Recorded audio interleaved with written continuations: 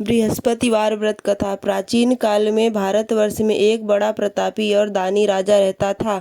वह प्रतिदिन नियम से मंदिर में भगवान की पूजा करता। वह ब्राह्मण और गुरु की सेवा करता। उसके द्वार से कोई भी याचक कभी भी निराश होकर नहीं लौटता था। वह प्रत्येक बृहस्पतिवार को व्रत रखता एवं पूजा करता था। प्रतिदिन गरीबों की सहायता करता था, परंतु यह सब उसकी रानी को अच्छा नहीं लगता था। वह ना तो व्रत करती, ना भगवान की पूजा करती और ना ही किसी को एक पैसा दान में देती थी। वह राजा को भी ऐसा करने से मना करती थी, लेकिन राजा नियम से व्रत, पूजा, दान आदि करता था। एक दिन राजा शिकार खेलने के लिए वन में चला गया। महल में रानी और दासी थी। उस समय बृहस्पति देव साधु के रूप में महल के दरवाजे पर भिक्षा मांगने आए। साधु ने रानी से भिक्षा मांगी तो वह बोली, हे साधु महाराज, मैं इस दान और पुण्य से परेशान हो गई हूँ। इस कार्य के लिए तो मेरे पति देव ही बहुत हैं। इस समय वे यहाँ नहीं है। मुझे गृह कार्यों से समय नहीं मिल पाता। मैं सोचती हूँ कि इस धन के रहने से तो निर्धन रहना ही अच्छा है, फिर यह सारा काम धाम तो नहीं करना। अब आप कोई ऐसा उपाय बताएं जिससे सारा धन नष्ट हो जाए और मैं आराम से रह सकूं। साधु वेशधारी बृहस्पति देव ने कहा, हे देवी, तुम बहुत विचित्र हो। भला संतान और धन के लिए कोई दुखी होता है? यह तो पापी भी इसकी इच्छा करते हैं। यदि तुम्हारे पास धन अधिक है तो उसका सदुपयोग करो। भूखे मनुष्यों को भोजन कराओ, वस्त्रहीनों को वस्त्र दो, प्याऊ लगवाओ, ब्राह्मणों को दान धर्मशालाएं बनवाओ, कुआं, तालाब, बावड़ी आदि बगीचे बनवाओ, निर्धनों तथा कुंवारी कन्याओं का विवाह कराओ तथा यज्ञादि कराओ। ये इस प्रकार के कार्यों से तुम्हारा और तुम्हारे कुल का यश लोक परलोक में फैलेगा और तुम्हें स्वर्ग की प्राप्ति होगी। परंतु रानी पर साधु की बातों का कोई प्रभाव नहीं पड़ा। उसने कहा, हे साधु महाराज, मुझे ऐसा धन नहीं चाहिए जिसे मैं अन्य लोगों को दान में देती रहूं तथा जिसे रखने और संभालने में ही मेरा पूरा सारा समय नष्ट हो जाए। साधु ने कहा, रानी, यदि तुम्हारी ऐसी इच्छा है तो मैं बताता हूँ, वैसा तुम करो। इससे तुम्हारी यह इच्छा पूरी हो जाएगी। तुम बृहस्पतिवार के दिन घर को गोबर से लीपना, अपने केसों को पीली मिट्टी से अच्छी तरह धोना, स्नान करना, राजा उस दिन हजामत करवाए, मांस मदिरा का सेवन करना और कपड़े धोबी के यहाँ धुलने डालना। इस प्रकार 7 बृहस्पतिवार तक करने से तुम्हारा सारा धन नष्ट हो जाएगा। यह कहकर साधु महाराज रूपी बृहस्पति देव वहाँ से अंतर्ध्यान हो गए। साधु ने जैसा कहा था, रानी ने 7 बृहस्पतिवार तक वैसा ही करने का निश्चय किया। साधु के कहे अनुसार कार्य करते हुए अभी केवल 3 बृहस्पतिवार ही बीते थे कि बृहस्पति देव के कोप से उसकी सारी धन संपदा नष्ट हो गई। भोजन के लिए भी वे दोनों तरसने लगे तथा सांसारिक भोगों से दुखी रहने लगे। तब राजा ने रानी से कहा, हे रानी, तुम यहाँ रहो, मैं परदेश जाता हूँ। यहाँ पर मुझे सभी मनुष्य जानते हैं, इसलिए मैं यहाँ पर कोई कार्य नहीं कर सकता। देश चोरी परदेश भीख बराबर है। यह कहकर राजा परदेश चला गया। वहाँ उसे और कोई काम ना मिला तो वह जंगल से लकड़ी काटकर लाने और शहर में ले जाकर बेचने लगा। इस प्रकार वह अपना जीवन व्यतीत करने लगा। इधर राजा के बिना रानी और दासियां दुखी रहने लगी। उन्हें किसी दिन भोजन मिलता और किसी दिन वे केवल जल पीकर ही रह जाती। एक बार रानी और दासी को 7 दिन तक भोजन नहीं मिला तो रानी ने अपनी दासी से कहा, यहाँ पास के ही नगर में मेरी बहन रहती है, वह बहुत धनवान है। तू उसके पास जा और उससे 5 सेर वेझर मांग ला, जिससे कुछ दिन के लिए गुजर बसर हो जाए। दासी रानी की बहन के यहाँ गई। उस दिन बृहस्पतिवार था। रानी की बहन उस समय बृहस्पति देव की पूजा कर रही थी। दासी ने रानी की बहन से कहा, हे रानी, मुझे आपकी बहन ने भेजा है, मुझे 5 सेर वेझर दे दो।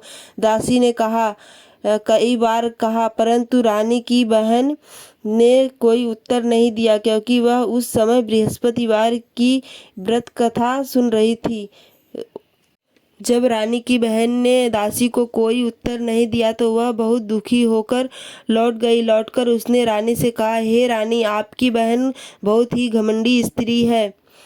वह छोटे लोगों से बात भी नहीं करती। मैंने उससे कहा तो उसने कोई उत्तर नहीं दिया। मैं वापिस चली आई। रानी बोली, इसमें उसका कोई दोष नहीं है। बुरे दिनों में कोई सहारा नहीं होता। अच्छे बुरे का पता विपत्ति के समय ही चलता है। जो ईश्वर की इच्छा होगी वैसा ही होगा। यह सब हमारे भाग्य का दोष है। इधर जब रानी की बहन कथा सुनकर उठी तो उसने सोचा कि मेरी बहन की दासी ही आई थी। सुनने के कारण मैं उससे नहीं बोली। इससे वह बहुत दुखी हुई होगी। फिर भक्ति पूर्वक विष्णु भगवान का पूजन समाप्त कर वह अपनी बहन के घर गई और बोली, हे बहन, जब तुम्हारी दासी गई थी तब मैं बृहस्पतिवार का व्रत कर रही थी। जब तक कथा होती है तब तक ना तो वहाँ से लौट उठते हैं और ना ही बोलते हैं, इसलिए मैं नहीं बोली। अब तुम बताओ कि तुमने दासी को क्यों भेजा था?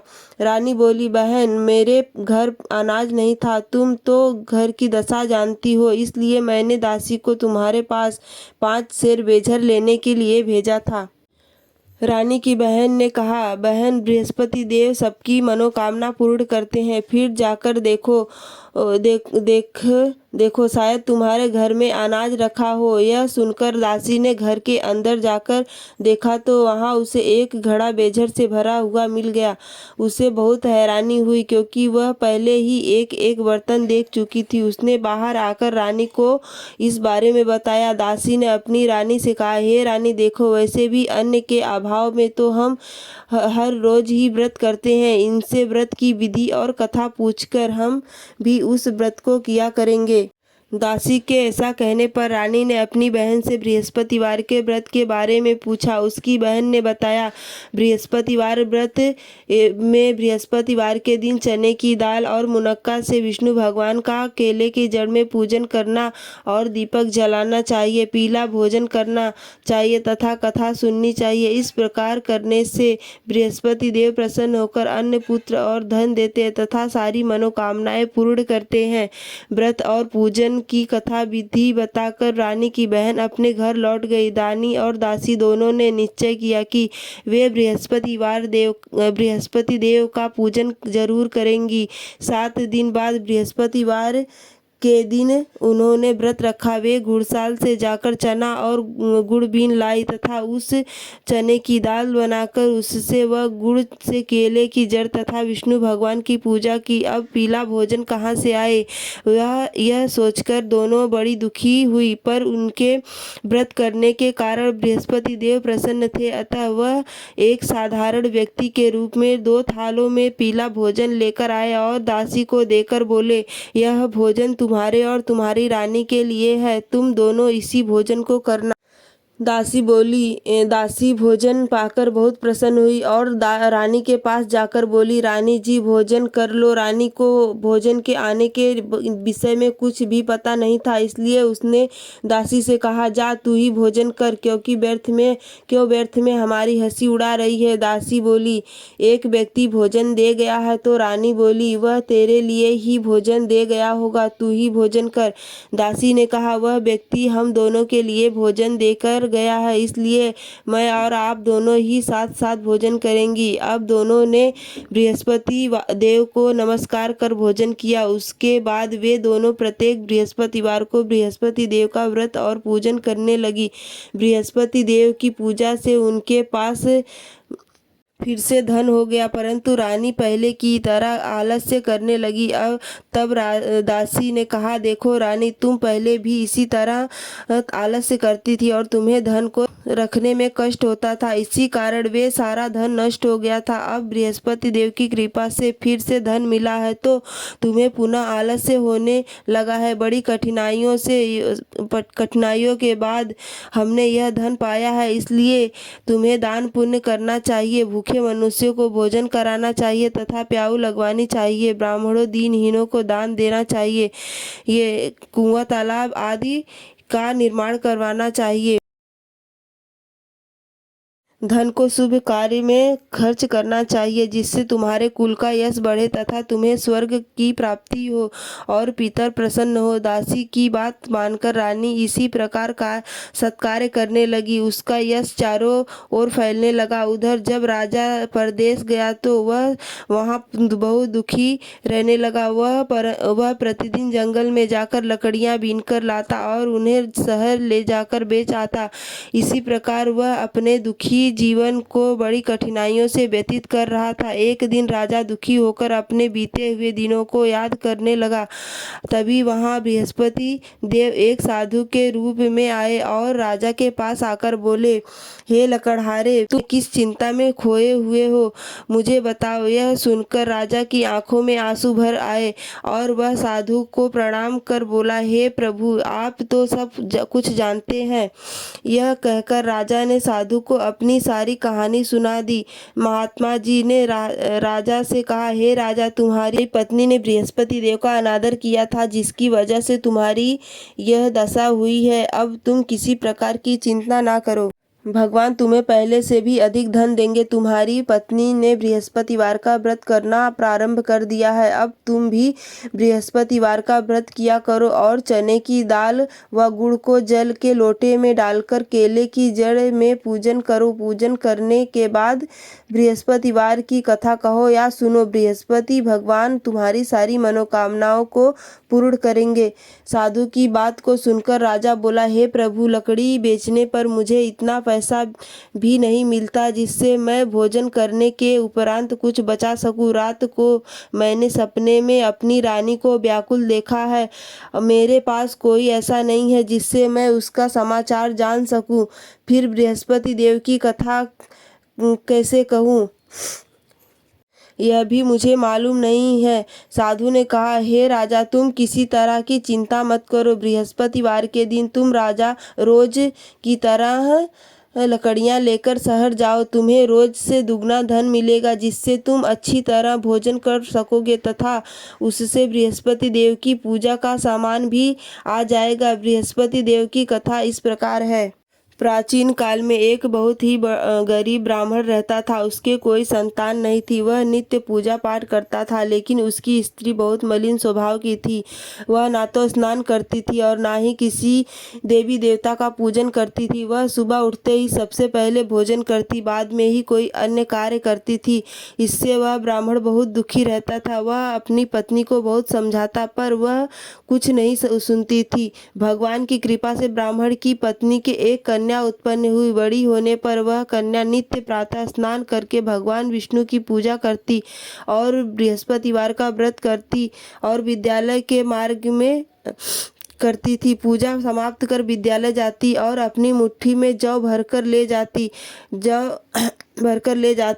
लौटते समय व्रत पूजा समाप्त कर विद्यालय जाती तो अपनी मुट्ठी में जौ भरकर ले जाती और विद्यालय के मार्ग में डालती जाती। वे सारे जौ सोने के हो जाते तो विद्यालय से लौटते समय उन्हें बीनकर घर ले आती। एक दिन वह बालिका उन सोने के जौ को सूप में फटक कर साफ कर रही थी। तभी उसके पिता ने कहा, बेटी, सोने के जौ को फटकने के लिए तो सूप भी सोने का होना चाहिए। अगले दिन बृहस्पतिवार था। उस बालिका ने व्रत रखा और बृहस्पति देव से प्रार्थना की, हे प्रभु, यदि मैंने सच्चे मन से आपकी पूजा की है तो मुझे सोने का सूप दे दो। बालिका जौ फैलाती हुई विद्यालय चली गई। विद्यालय से लौटकर जौ बीनते समय उसे बृहस्पति देव की कृपा से सोने का सूप मिल गया। उसे घर लाकर वह उससे जौ साफ करने लगी, परंतु उसकी माँ उसी तरह मलिनता से ही रहती। एक दिन वह कन्या सोने के सूप में उन सोने के जौ को साफ कर रही थी। उसी समय उस नगर का राजकुमार वहां से गुजरा। इस कन्या के रूप, शील और गुणों को देखकर वह प्रसन्न मोहित हो गया। राजमहल में लौटकर उसने भोजन और जल त्याग दिया और वह उदास होकर लेट गया। राजा को जब राजकुमार के अन्न जल त्यागने के बारे में पता लगा तो वह अपने प्रधानमंत्री के साथ राजकुमार के पास गया और बोला, हे पुत्र, तुम्हें क्या कष्ट है? किसी ने तुम्हारा अपमान किया है या और कोई कारण है तो मुझे बताओ, मैं वही करूँगा जिससे तुम प्रसन्न हो। अपने पिता की बातें सुनकर राजकुमार ने कहा, आपकी कृपा से मुझे किसी प्रकार का दुख नहीं है और ना ही किसी ने मेरा अपमान, लेकिन मैं उस लड़की के साथ विवाह करना देना चाहता हूँ, जो सोने के सूप में सोने के जौ साफ कर रही थी। यह सुनकर राजा को आश्चर्य हुआ और वह बोला, हे पुत्र, तुम ही इस तरह की कन्या का पता बताओ, मैं तुम्हारा विवाह उसी के साथ अवश्य ही कर दूंगा। राजकुमार ने राजा को उस कन्या के घर का पता बता दिया। प्रधानमंत्री उस लड़की के घर गया और राजकुमार की इस इच्छा के बारे में ब्राह्मण को बताया। कुछ ही दिन बाद ब्राह्मण ने विधि विधान के अनुसार अपनी कन्या का विवाह राजकुमार के साथ कर दिया। कन्या के घर से जाते ही वह ब्राह्मण पहले की ही तरह गरीब हो गया। अब भोजन के लिए अन्न भी बड़ी कठिनाई से मिल पाता था। एक दिन दुखी होकर ब्राह्मण अपनी पुत्री से मिलने गया।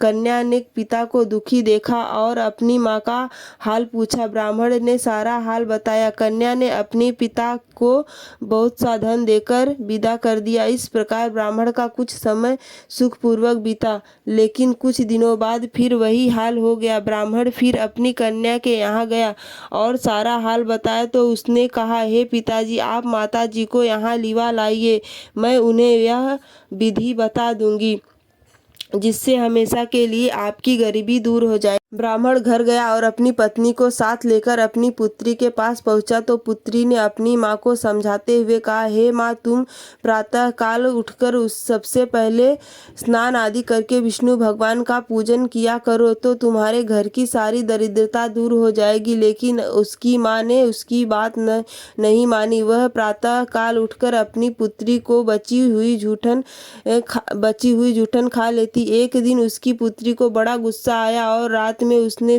एक कोठरी से सारा सामान निकालकर अपनी माँ को उसमें बंद कर दिया। प्रातः काल उसे निकालकर और स्नान आदि करा के पूजा पाठ करवाया तो उस ब्राह्मणी की बुद्धि ठीक हो गई। अब वह नियम से पूजा पाठ करती और प्रत्येक बृहस्पतिवार को व्रत कर रखती।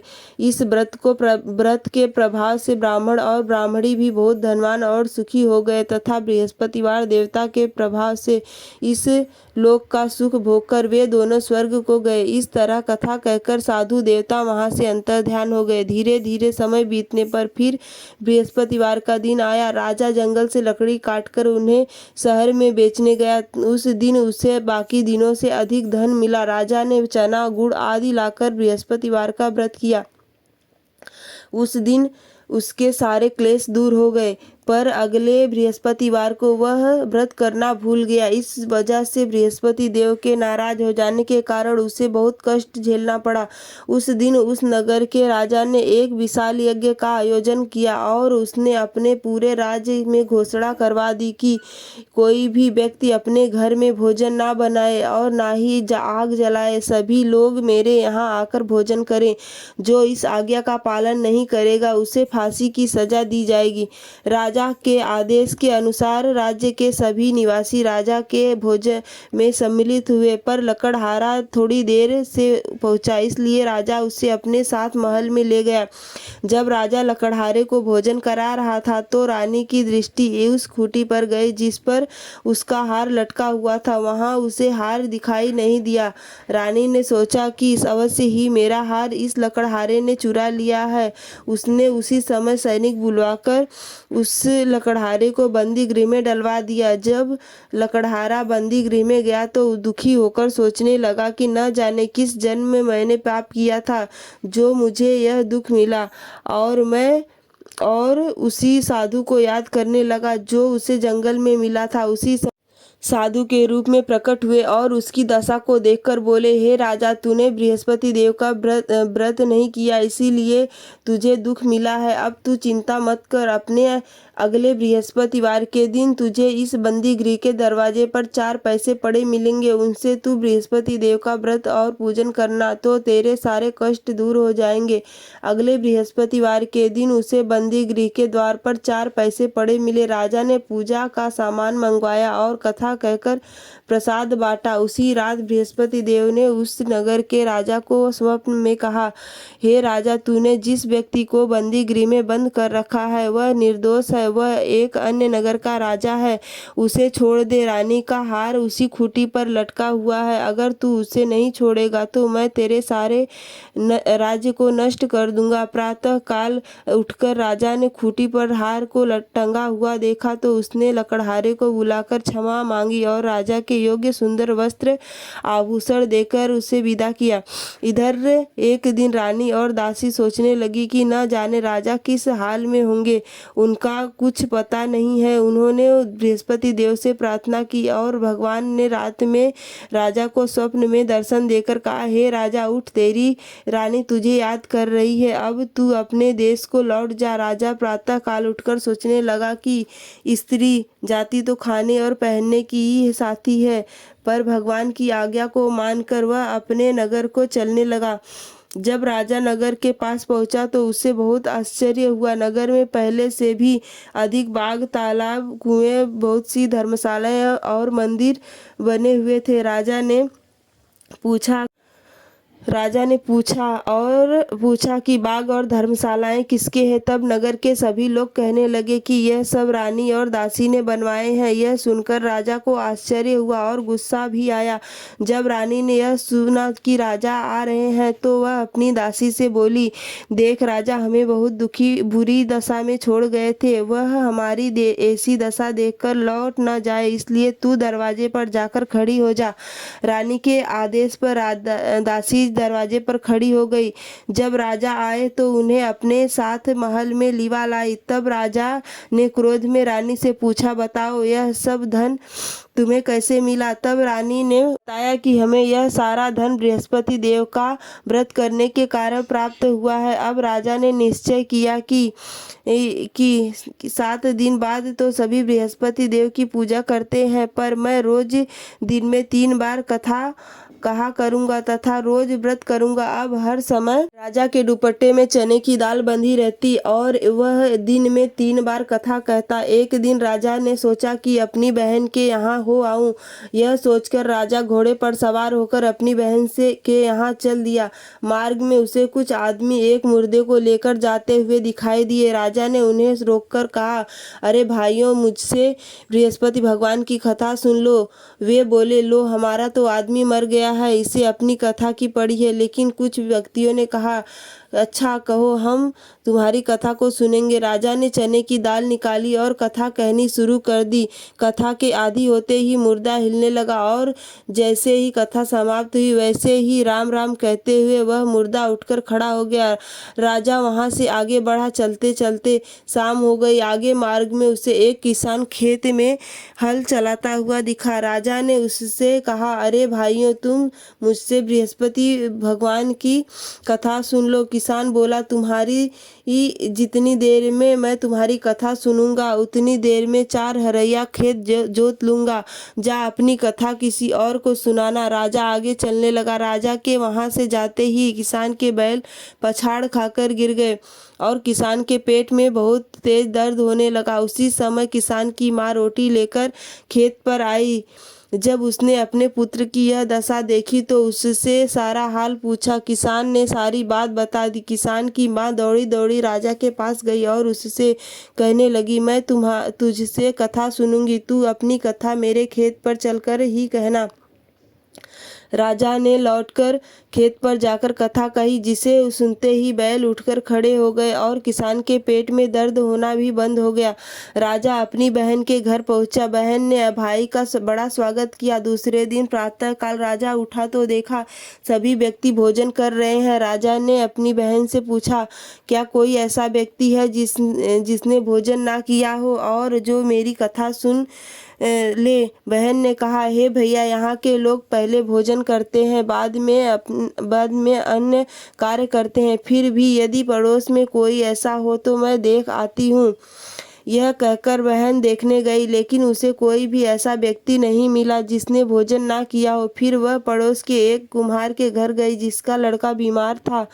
इस कारण उसके यहाँ 3 दिन से किसी ने भोजन नहीं किया था। रानी ने उस कुम्हार से अपने भाई की कथा सुनने के लिए कहा तो राजा ने उसके घर जाकर बृहस्पतिवार की कथा कही, जिसे सुनकर उसका लड़का ठीक हो गया। अब तो सभी लोग राजा की प्रशंसा करने लगे। एक दिन राजा अपनी बहन से बोला, हे बहन, अब मैं अपने घर चलूंगा,